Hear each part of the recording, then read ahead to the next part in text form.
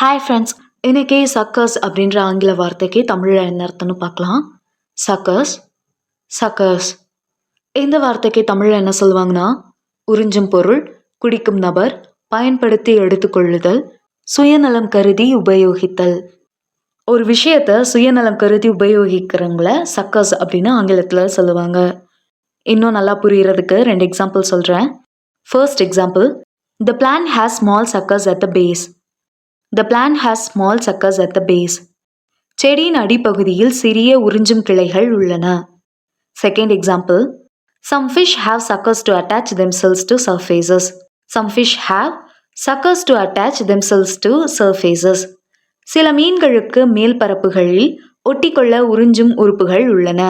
இன்னொரு வீடியோவில் வேறொரு ஆங்கில வார்த்தைக்கு தமிழில் என்ன அர்த்தம் பார்க்கலாம். அது வரைக்கும் பை பாய்.